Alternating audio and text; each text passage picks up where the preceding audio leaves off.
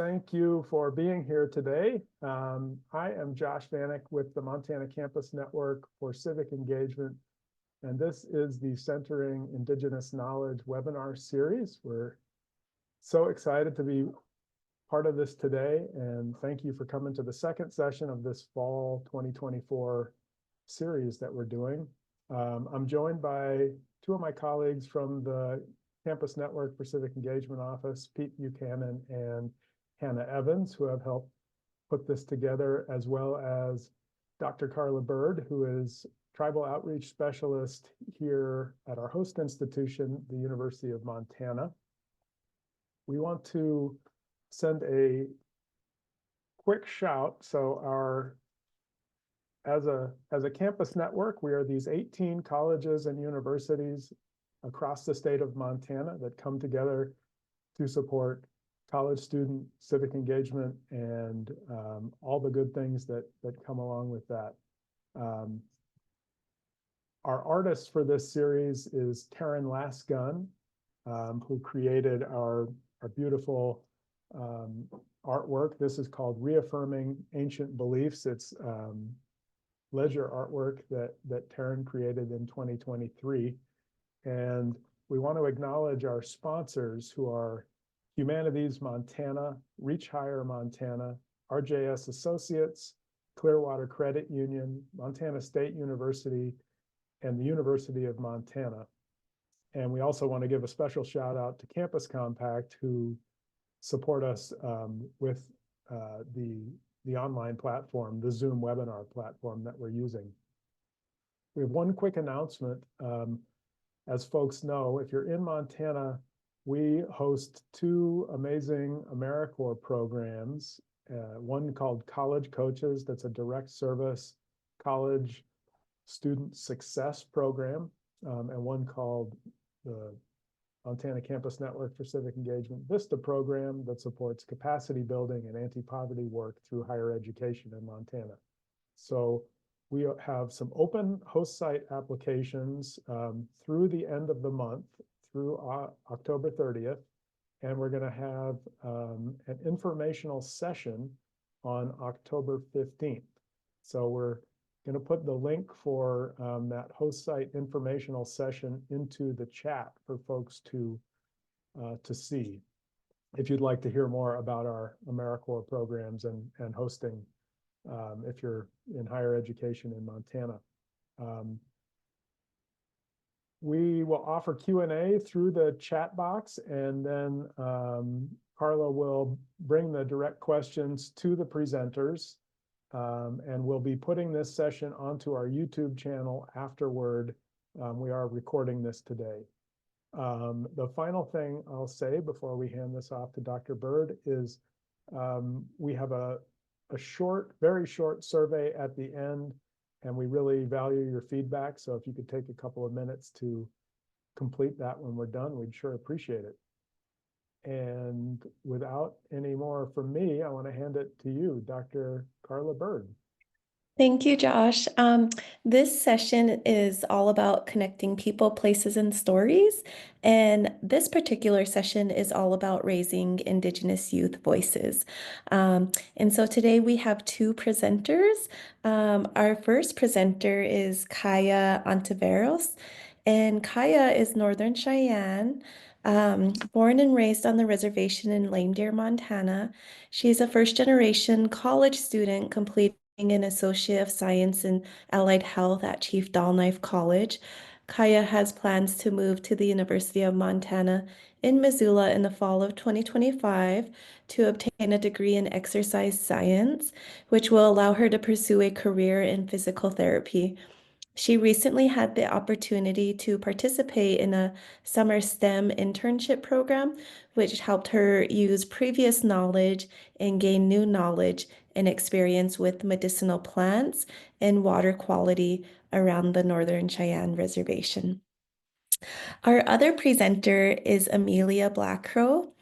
And Amilia has been captivated by the power of storytelling since childhood, when she would wear down VHS tapes of her favorite movies.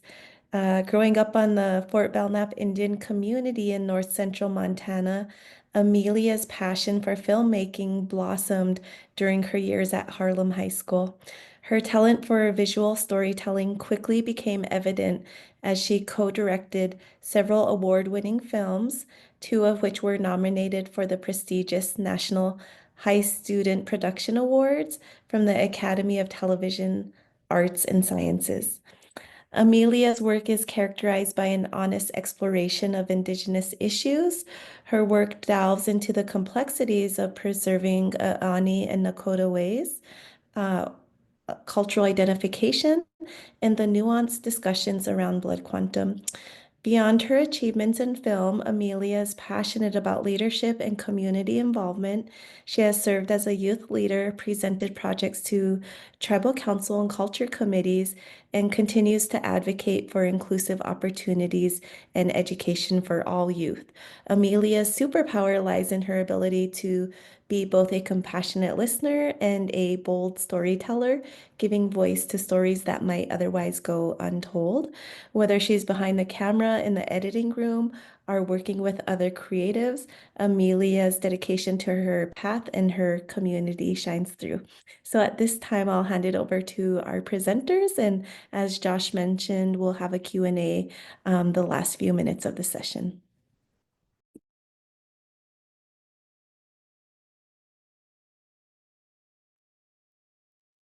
Hello, everybody. My name is Kiah Ontiveros. I am a student here at Chief Knife College.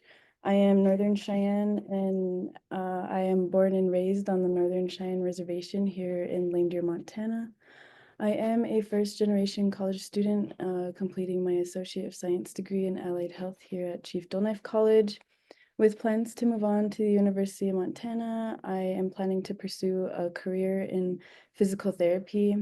As I was growing up, I would help my grandmother, as we call them, argees, and I would have a helping hand at a young age in sacred ceremonies such as the sun dance, which is known as a purifying time for Cheyennes, as they renew the earth and the ways of life, and it can also be referred to as our New Year. As a young girl, my cousins and I were always told to never play with water. Water is sacred and has always been respected growing up here on the reservation. As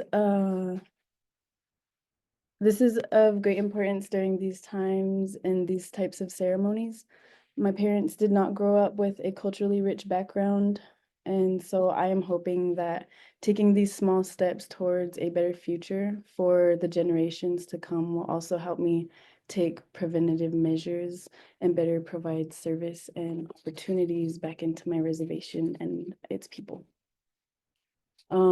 I just want to, I am just getting over a cold, so I just want you guys to bear with me. I'm just letting you know, I am getting my voice back a little, so I will be kind of clearing my throat a lot, and I do have my water right here, but I just wanted to let you guys know that and apologize in advance. But I really want to go over today the importance of water, not just to me, but to everybody around me and where I live. I personally have always understood how important water is to Mother Earth as well as to us humans, and how extremely vital it is for our human health and also to the animals and all the plants around us. Um, as I hear and learn from the traditional oral stories that I've heard and have had the opportunity to hear from respected elders, I have learned exactly how important water is and how scarce water is and will become to others around me in the future. This is a hugely important topic to me as I'm studying human health and realizing how vital and limited the water supply is becoming. I've gained a strong understanding recently, especially over this past summer, on the importance of water to Cheyenne people as well as everybody around us, and that it's sacred. And I've heard that it comes. I listened to Dr. Henrietta Mann, and she talks a lot about how how important water is to Cheyenne people, Northern Cheyennes and Southern Cheyennes, and that it is sacred and it comes before life. That's where the term water is life comes from. And that means that we cannot live without it. I feel that other people don't get to understand and appreciate the importance of the water that's available to us. And water is a shrinking natural resource, and we as people can take preventative measures to help stop the fearful predictions of water shortages that can lead to other catastrophic events that are predicted by all of our elders and other Native relatives. I wanted to share a quote by Dr. Henrietta Mann. It says, "We as Indigenous peoples of this land must guard our water resource." And so with that, I wanted to talk about some of the water research that I had the opportunity to do over the summer. There are a couple locations that we were able to take water samples from and compare the types of water that we collected. One being from the Tongue River Reservoir, and the second location being from the Bighorn Mountains. Um, and I have a presentation that I also want to share with you as I go over some of this information. So I'm going to go ahead and pop that up now.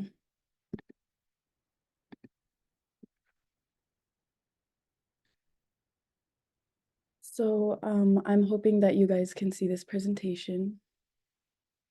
Maybe just like a thumbs up or something to let me know that. Kiah. Yeah, it looks good.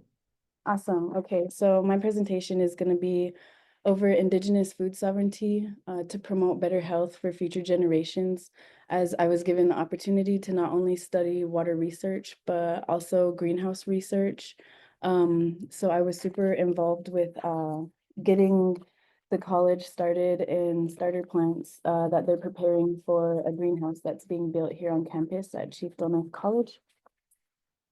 But before I get into my water research, I wanted to show you guys a little bit of who I am. This is me and my immediate family in the big picture in the center. At the bottom center is us in the water lab. We get the opportunity to study with Kathy. She's a water chemist that comes in and shows us how to use our equipment to study the water samples that we take. And then the bottom right picture is a picture of the group of interns that I had the opportunity to work with over the summer. And the top right photo is me and some of my friends in the Bighorn Mountains as we were taking our water samples. I also had a great opportunity to work with honeybees and some honeybee research for the first time ever. So I included a photo in the bottom left of me in my bee suit. They all call me the beekeeper. A lot of the interns are scared of the bees, but I really enjoyed working with them all summer long. So to get into some of the water research, this is our primary location that we take our water samples from.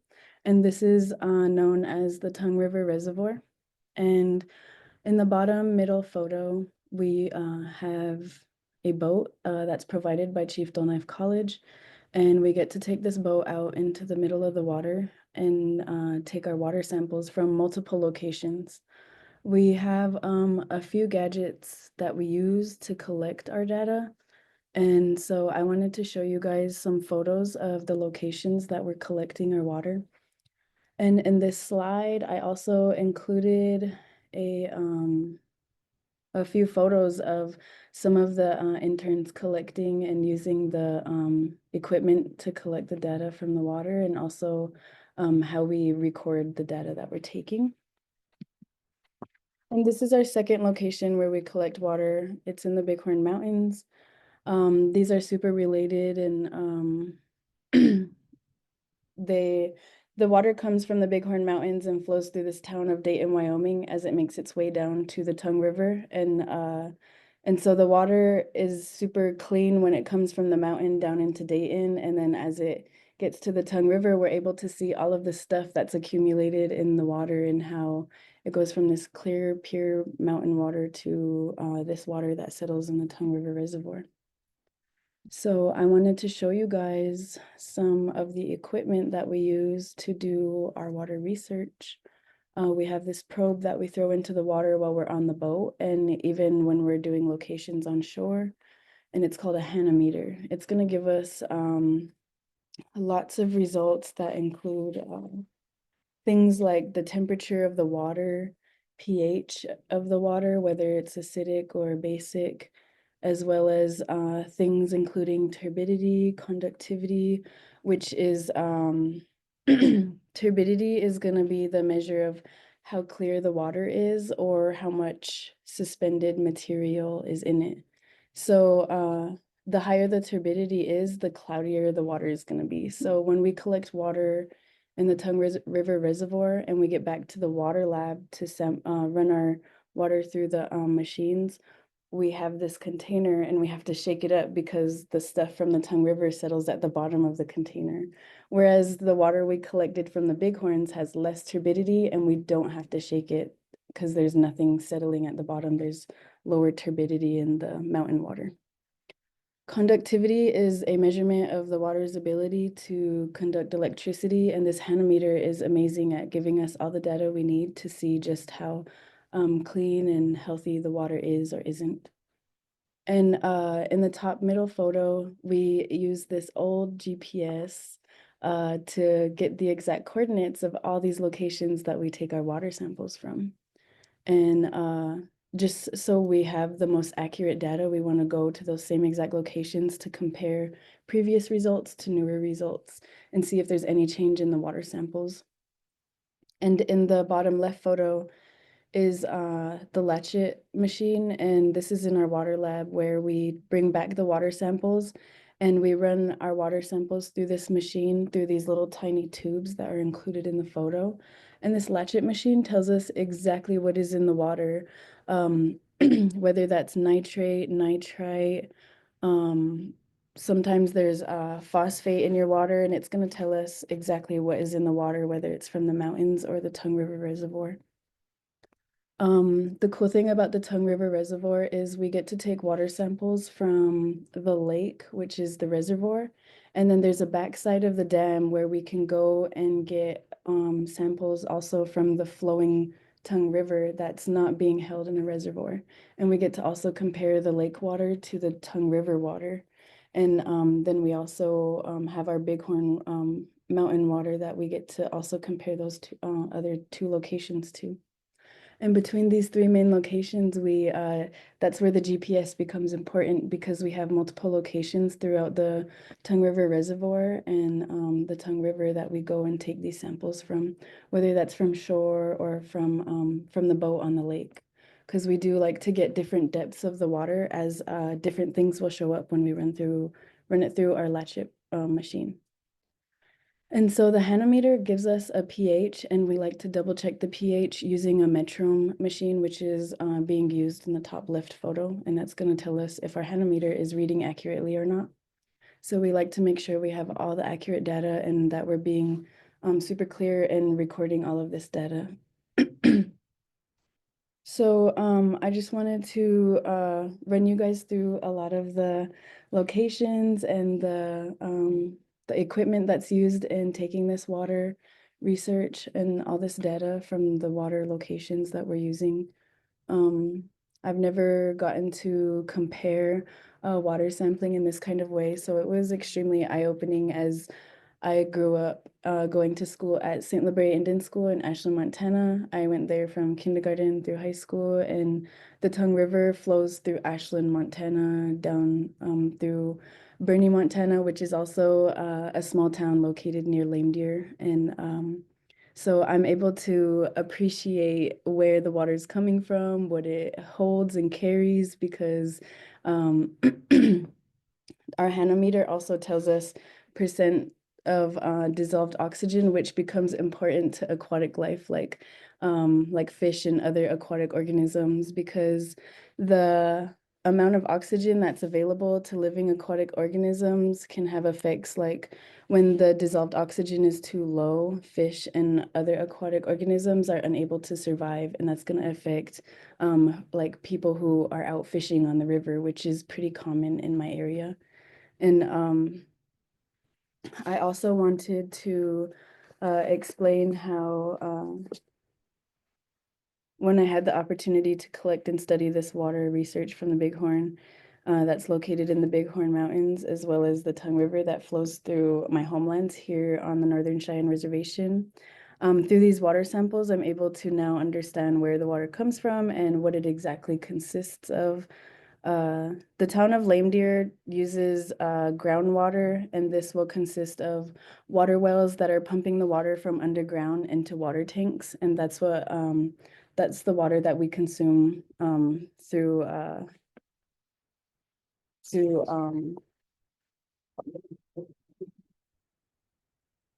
what is that called? I'm so sorry, I'm drawing a blank. I'm so sorry.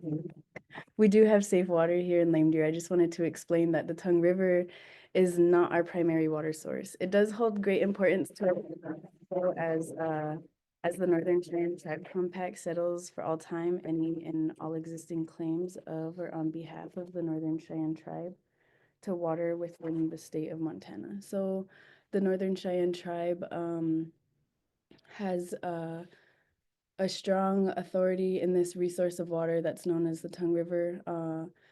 Off the reservation, farmers are able to use this water from the Tongue River for their animals and their livestock.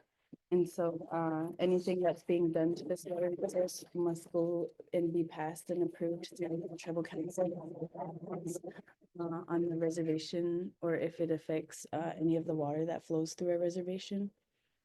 And testing water in our water lab is incredible, as I'm able to put some of my science background to use, and I'm able to see all these different elements that make up the water that flow from the Bighorn Mountains down on into the Tongue River. So I also get the opportunity to meet amazing people. Like we had a mentor come from the University of Montana, as well as her advisor who focuses on ecology, freshwater ecology. And we had the opportunity to study macroinvertebrates that are in the Tongue River. And this slide includes a lot of the macroinvertebrates that we were able to collect. This is going to tell us exactly how safe and clean our water is and how it's going to affect all of the aquatic life that's in the area. And so I wanted to include some of the photos that we were able to collect, and just to show the so we have this machine in the top right photo. It's not a machine, but it's a device that you stick into the water, and you use the current of the water to help you flow these macroinvertebrates into the water. But because they're aquatic life, you do have to keep them in water. So after collecting these samples in the river, we put them into these buckets, and we carried these buckets to a table so that we could identify all the macroinvertebrates that are living in this water, and that's able to tell us how clean and safe the water is for other aquatic life like fish. And so I wanted to include some of those photos here. So we also got to invite some of the people that are on the boards for the grants that provide this internship opportunity to us. And so they got to see some of the work that we do, and they got to be a part of this this day, and they were able to see and experience what's in the water as we've all grown up around the Tongue River. So I wanted to include some of these photos so that you could see some of the interns in collecting the macroinvertebrates out of the river. Through this STEM internship, we also work with beehives. The STEM internship has just started this honeybee research here at Chief Knife College, and throughout the summer and the school year, we have been caring for the honeybees. In preparation for the colder months, we have collected some fresh and natural honey from the beehives, and we have left some in the hives for the bees to last them throughout the winter. And looking ahead, we will be treating and prepping the hives to prevent viruses within the hives and to help keep them warm and safe throughout the colder months to come here in Montana. also had the opportunity to work throughout the summer with this videographer who was able to capture these amazing photos of the honeybees. So I included some of those on these slides so that you can see the bees and the beehives, as well as some of the interns working with the hives. So we were able to collect the honey, and throughout the summer, the beehives have been successful and thriving. We were able to add more space to the hives as the amount of bees has been growing. Bee pollen is a highly concentrated food rich in nutrients, and we're beginning to look into how to collect some of that bee pollen so that we can have more research opportunities in the future as we're still learning more about how to treat and help the bees in their beehives. So we only have vertical hives. There's also like horizontal hives that are like more like a table. But here at the college, we only work with vertical hives. So in some of these photos, I included like in the top left photo is when we started to have the amount of bees growing. And so we were able to go in and add another level to each of our beehives to create more space for the growing colonies. And the videographer was able to capture some amazing photos of when we were adding the levels to the beehives. And so I included the bottom left photo so that you can see some of the honeycomb that the bees were able to create in the beehives. And water is extremely important to the honeybees. They have to have a water source, and if they lack that water source, they will go out and look for the water, like for a water source.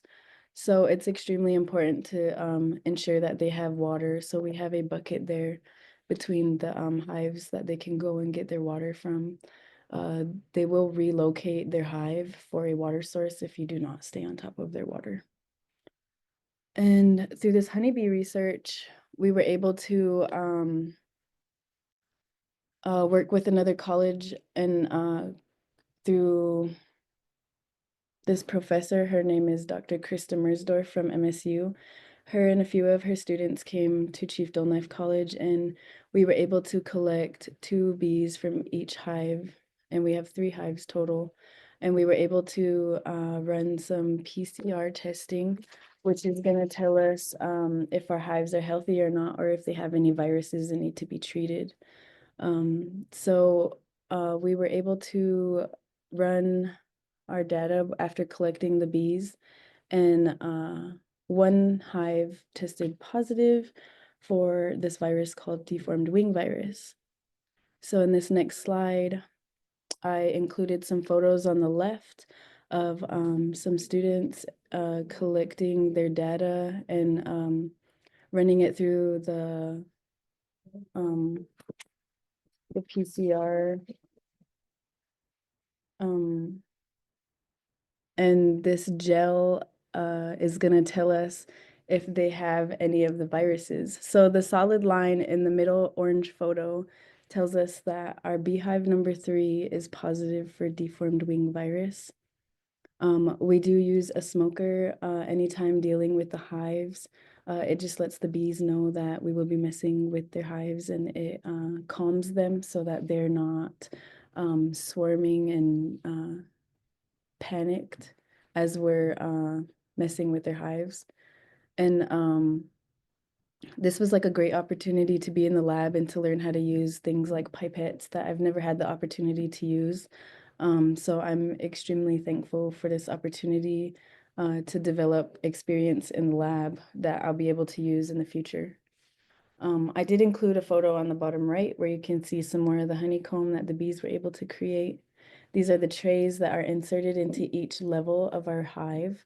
And so you can see a bee is in between the trays missing with the honeycombs. Within the honeycombs, they have their honey, and oftentimes where the queen is located, they'll have their larvae, which are their eggs. They're little babies that will be honeybees later on in the future. So I thought this was an incredible opportunity.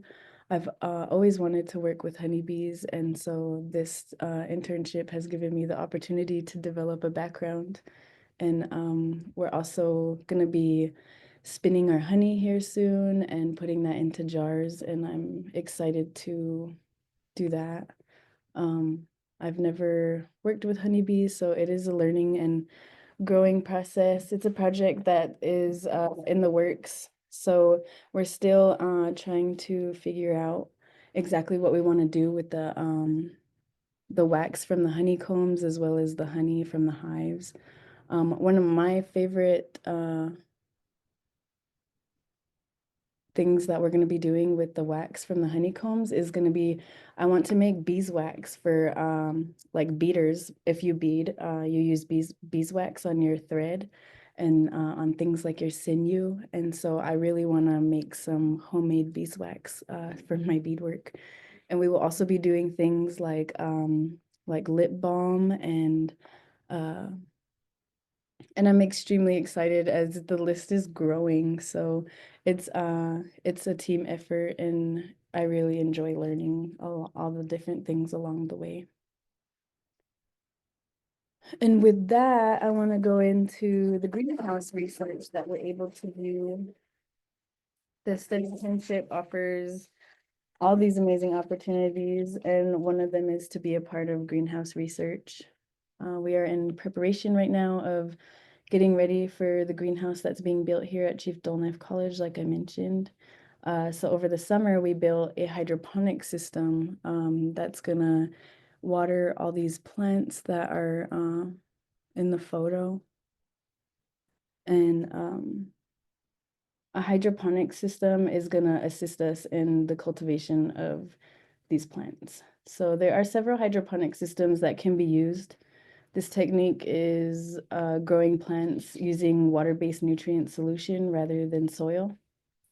And within the STEM internship, we will be using this type of horticulture to grow medicinal plants that are native to Western Montana, specifically the Northern Cheyenne Reservation, such as Western yarrow and echinacea, which is also known as purple coneflower, and also pine trees along with some fruit and vegetables, like regular garden plants. And around Chief Dolknife College campus, there are also community garden patches that provide several vegetables and fruits to students, faculty, and community members that are free for the taking. So in the top left photo is when we first started some of our starter plants. In the photo just to the right of it is a pine tree beginning to grow. And I also included some photos of the yarrow that was beginning to sprout. And students also had the opportunity to pick any fruit or vegetable that they want to grow in the greenhouse. And so I chose a watermelon, and I included photos of my watermelon plant starting to sprout. There's also a jalapeno plant that is starting to sprout as well in one of the photos. And so I included some of our starter plants just to give you guys an idea of how we're getting this process started. And I wanted to also show you guys some of the gardens that we have here around campus that include the vegetables and the fruit. We also have flowers growing like petunias, which are in the bottom left photo. These pictures are from when our garden was really thriving and growing. There's tomatoes, there's corn, there's squash, there's tons of vegetables in here. And now with the colder months rolling in, we were able to harvest and take in a lot of the vegetables, which I was unable to get a photo of, which I'm super bummed about. But I'm so glad I had these pictures to show you guys how our garden was throughout the summer. So I included pictures of the corn and the tomatoes and the squash. And I just wanted to share some of that with you. I know that the faculty and the students and the community members around here really appreciate that and take that opportunity, because not everybody has the resources and things that they need to grow a garden patch in their yard or in their home or whatever it may be. And so having this right here at the college, which is located right in Lame Deer, gives those plants and fruits those fruits and vegetables, I'm so sorry. It gives them the opportunity to implement those into their diet, which can go a long ways. I was able to have the opportunity to take a nutrition course as I'm getting ready to go into the health field. And so nutrition is of great importance to me. Around the reservation, nutrition is a topic that's not taken as seriously as I believe that it could be. And I believe that nutrition could definitely use more awareness everywhere, as it plays a vital role in our health as humans and in our lives, especially as we get older. Learning about nutrition is so informative, as you're able to understand what and how you eat is going to be fueling your body to carry out the actions and functions that you choose. If you choose to eat poorly, your energy to complete tasks is going to be very low. So taking small steps, such as incorporating these fruits and vegetables that we have in these gardens, is going to go a long ways. And limiting things like chips and pop can improve your health, as well as the children's health around you. The children that grow up around you are taking in like sponges what you're doing and how you're choosing to act and what you're fueling your body with. So these children will be able to learn better eating habits in the process as they grow up, and they will have the opportunity to teach the future generations as they become adults, as they're learning these new habits from you. So with that, I wanted to give you guys my message. Children are extremely important to me. My nieces and my nephews are of great importance in my life. And so children are our future, and we need to take the initiative to live better and healthier lives so that we may be around long enough to support them and watch them grow up into leaders. They are our future leaders, and they learn from the environments and the actions around them. And we as people and adults have the power of choice and resilience from our ancestors that have came before us. So I believe that it starts with us as adults. Growing up, I noticed that we lack some of these resources that people require for their health.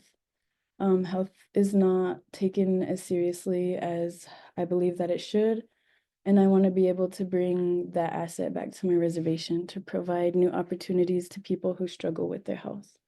I live in an isolated reservation, and some may come from lower income homes and may not have that support to travel far for things such as physical therapy when struggling from conditions that are common, such as diabetes. So I'm looking into the field of exercise science in hopes to pursue a career in physical therapy so that I can give back to my community by working with local people from my home with a perspective that comes from the reservation. I choose this area of study in hopes to change the outcomes of our health as older adults and elders, as well as the brighter future for our generations that are to come. So I'm hoping that doing all this research and taking all these opportunities that are right before me will help not only me, but the people around me on my reservation, and that I'm able to give back in a good and positive way that affects the future generations, not just the people here around me today, but for our nieces and nephews that are going to come after us, and for our grandkids that are going to come after us. So I really wanted to share that important message with you all. And I really want to thank you guys all for listening. As we say in Cheyenne, Niaish, and thank you. So thank you guys for listening. Thank you, Kiah. I'm going to hand it over to Amelia, and I see that we have about 20 minutes. So Amelia, feel free to take up the 20 minutes, and then we'll still take a Q&A, and if we have to email the Q&A, we can. But I want to give you enough time to present. So Thank you. Let me share my screen really quick. I would like to start off the presentation by sharing this video with you guys. And for some reason, couldn't figure out how to get the background music, so you might have to watch it without music. I'm sorry.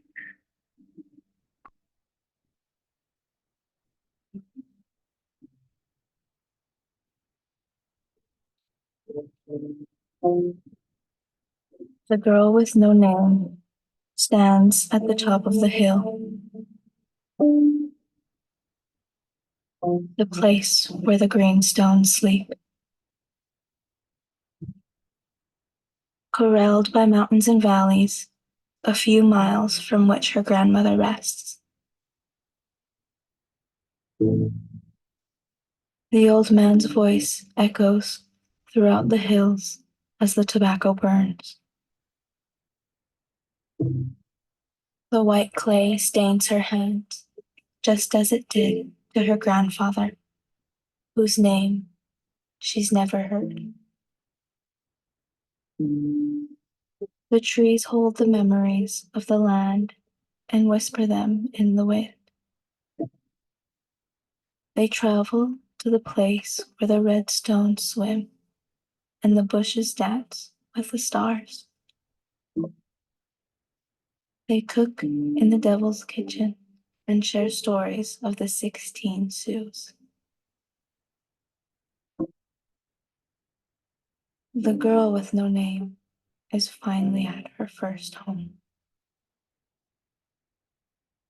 They go to the heart of the mountains where the creek never ends.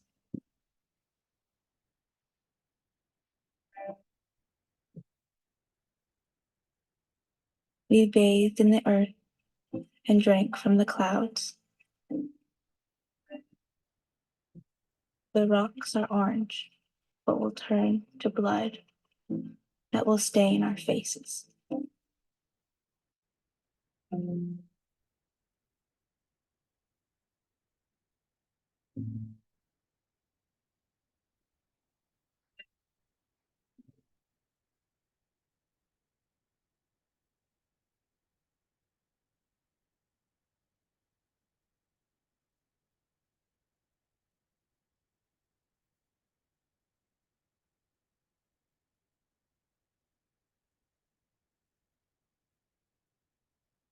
And I just wanted to share that video with you guys and to give a little context behind it.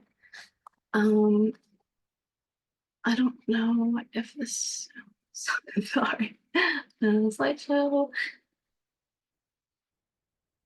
Okay, to give some context to this video, it was filmed in December 2023 and is part of a collaborative video series between the Fort Belknap Water Resource Department, Tribal Knowledge Carriers, Fort Belknap Youth, and MAPS.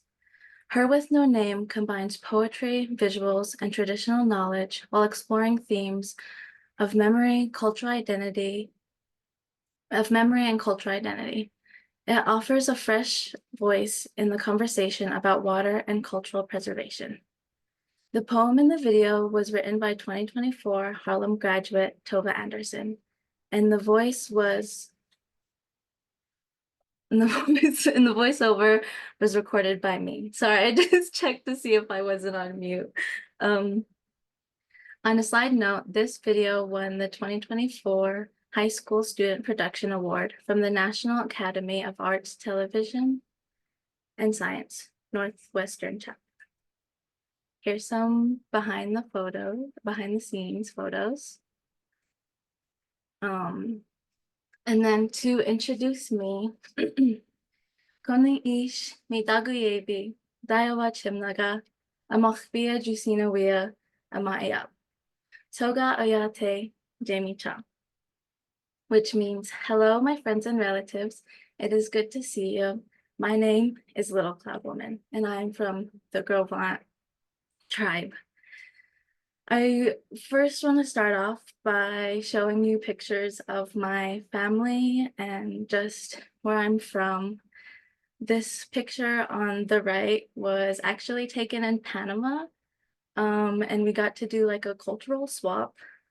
And then you have my family in the middle, my Blackcrow side, and then my more pictures of my family.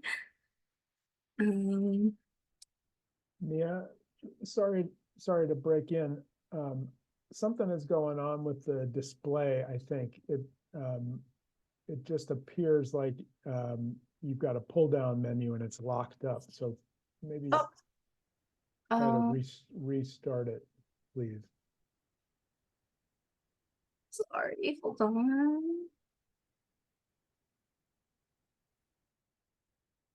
Oh, I don't know what I did. What the heck? I'm so sorry. I'm supposed to know media. It's always challenging with Wi-Fi, yeah. Click to exit screen. Is it showing now? It's a black screen is all. Oh my goodness. You were in the right presentation. I just think it wasn't advancing the slides.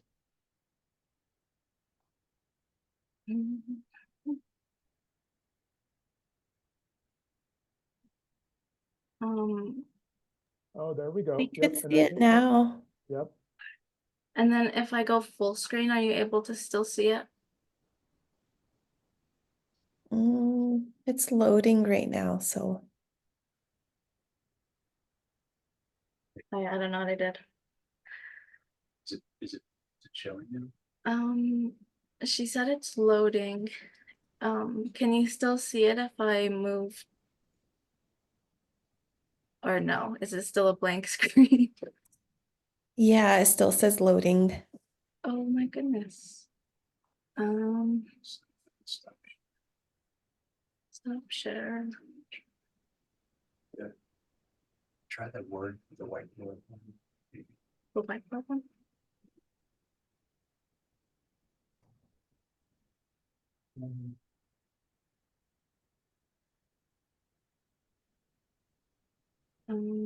I don't think that's right.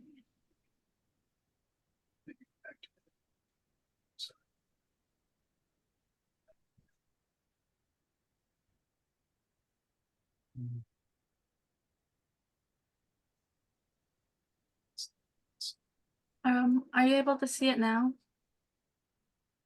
Not yet. What the?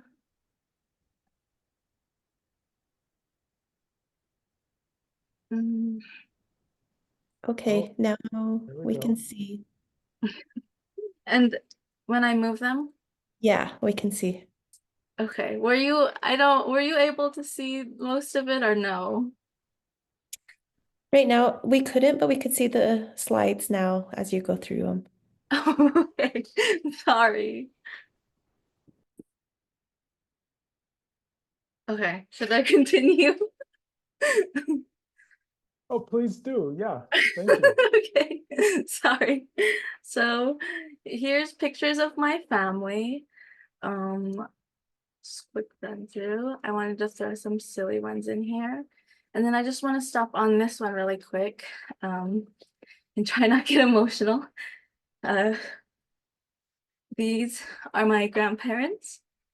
I have my grandpa Mike in the war bonnet who has taught me, sorry, has taught me everything I know. And he just recently passed away. So I'm still pretty emotional, sorry. And then my grandma Eagle with my sister Eagle, who is named after her, and she has also passed away. And then I have my grandma Mary, and it was so hard to find pictures of them because they're not really the taking picture type of people. And then the artwork is of my oldest grandpa. My grandpa talks different, where we get our name from. And then I have my grandpa Joe, and just I'd like to talk about them because without them, I wouldn't be who I am and I wouldn't know what I know. So I just wanted to put them on here. And then I have the map here, of Montana. Here's where I'm from originally. And then my home. So here's some pictures, photos that I took that I wanted to show you guys. And growing up in Fort Belknap was like growing up in a fairy tale. It was our own unique world. I'm sure most of you probably understand that we are pretty much in the middle of nowhere, having to drive an hour to go shopping. Being so far away from each other can cause problems from limited resources, isolation, and educational opportunities. It's these challenges that inspired me to pick up a camera and start sharing important stories. I wanted to show the beauty of our culture, the strength of our people, and the issues that matter to us with others. Living here has taught me that our voices matter, and that through storytelling, we can preserve our traditions, address our challenges, and shape our future. Here's more photos from where I'm from. So the one with the pink is on top of Snake Butte. So is the top left. And then just pictures of our plains, of our Milk River, and then of the buffalo. Growing up, I was obsessed with Dreamkeeper, Pocahontas, and much more. I must have watched those tapes a million times until they were practically falling apart. And the reason I chose Dreamkeeper and Pocahontas is because those were the ones that represented who I was on television. And it was just a really powerful moment for me. And I still remember me and my friends would play Pocahontas on the playgrounds and try and, like, I guess, role play, if you will, what it was like to be an old Indian. And so I just remember that and how we weren't seen a lot in the media growing up. Watching them over and over, I'm fascinated by how stories were put together, how characters were made to feel real, and how the photography made me feel. One day, it just clicked. I realized I could use film to tell stories about my community, just like those movies did. But in order to do this, I needed some help from some very special people. And although I have many mentors, there are people in particular who open the doors for me. Craig Todd, Claire Ann Harf, and Drew Carr. And without these people, I wouldn't be sitting here. I wouldn't be, I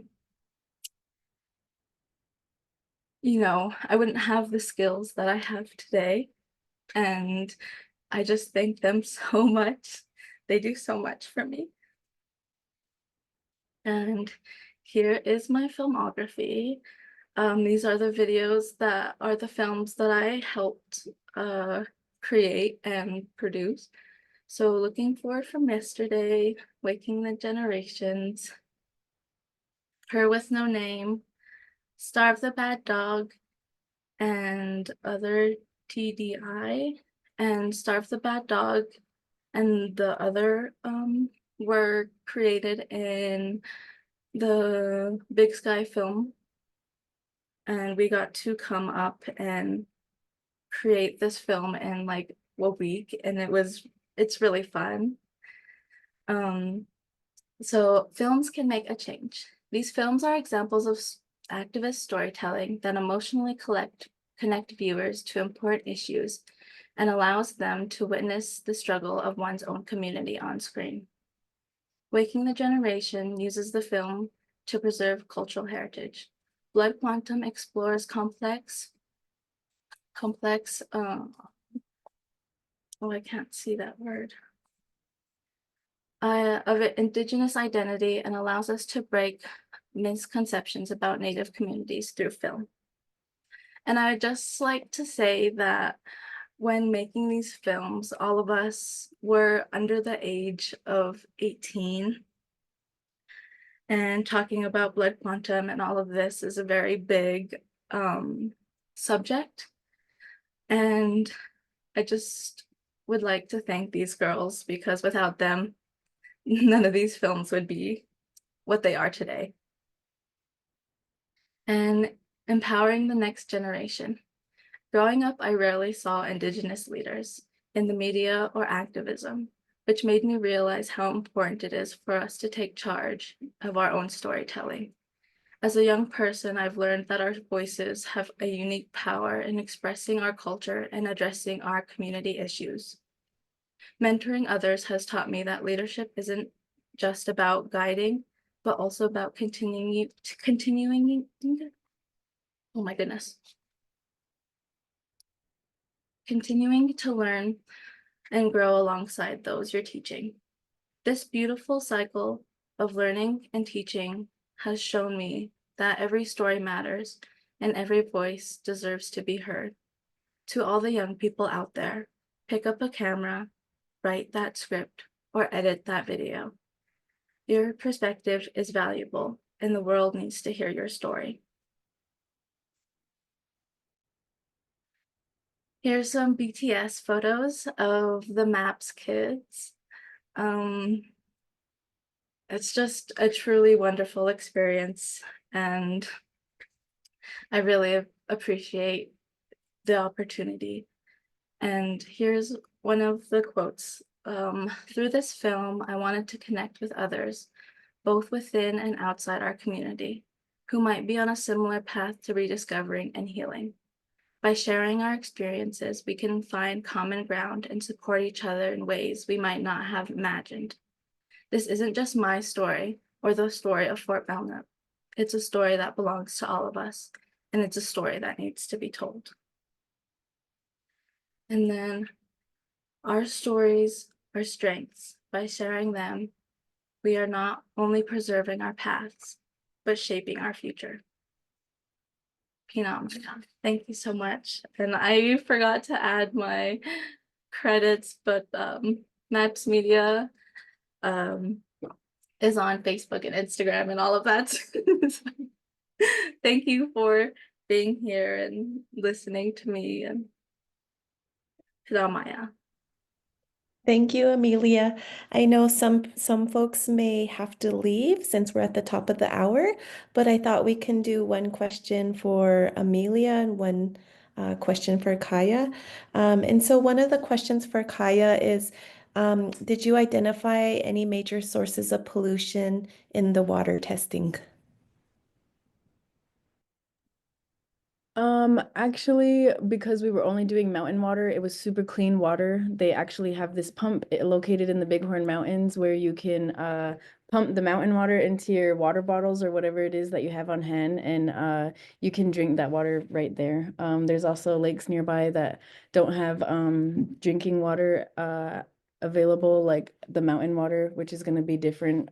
And so I just wanted to clear that up. There's, like, for example, we were able to visit the Sibley Lake, which is located in the Bighorn Mountains, but it is not the mountain water that we were sampling.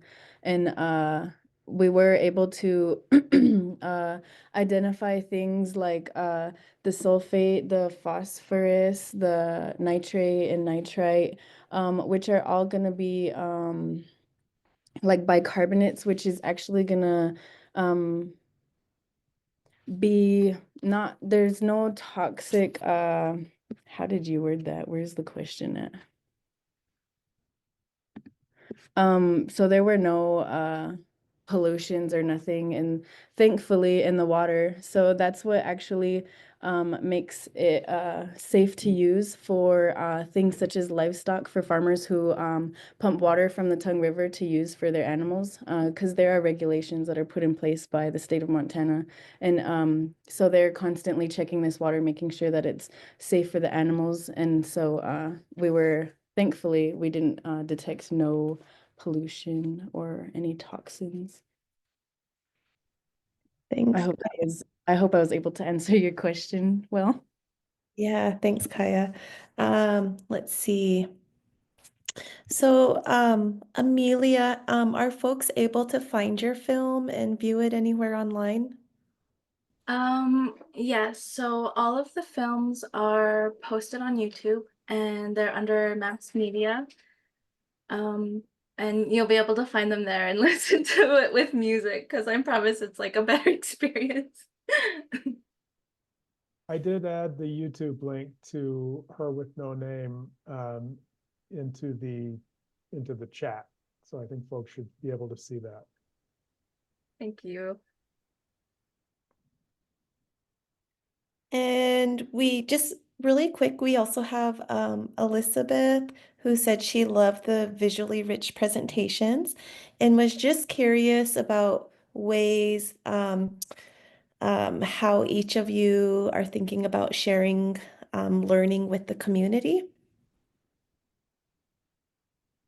And maybe we'll start with Kiah.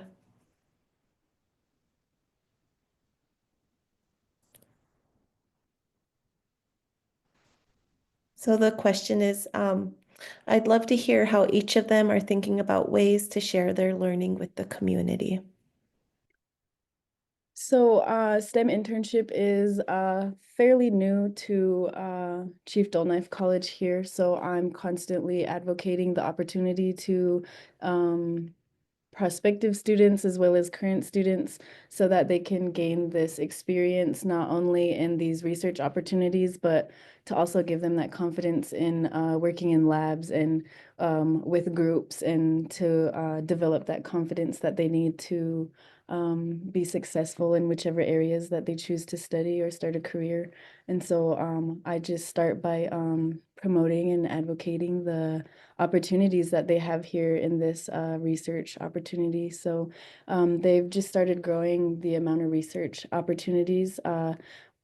A few years ago, they only studied West Nile virus and what that can do to animals and humans in our area and how it's spread and stuff. And so it's a growing internship with growing research opportunities. And so I'm always telling students to take those opportunities while they're at our fingertips. And so I'm hoping that they will do that and get that experience they need for later on in their futures. Thanks, Kiah. What about you, Amelia? So at Fort Belknap, we're currently opening up a new Maps Media program there. But before that, how we share our learnings is Craig Todd, he goes to the high schools and he'll have a film fest for everybody, and all of our videos will be playing. We also share them online, and we also go to multiple schools on the reservation. So we go to Hayes and Dotson and Harlem to show our films. And then we also encourage students to join our workshops, and we really encourage students to come join and just learn with us. And yeah, I think that answered it. Thanks, Amelia. Josh, do you have anything to close us out with? I would just echo your thanks to these two amazing presenters. Thank you so much, Kiah and Mia, for taking some time to walk through your work at Chief Dull College and with the Maps Media Institute. I learned a lot, and appreciate your bravery and kind of putting yourselves out there and sharing the good work you're doing. So thank you. We'll be back next week on Thursday at noon, Montana time, Mountain Time. So we look forward to having you with us then.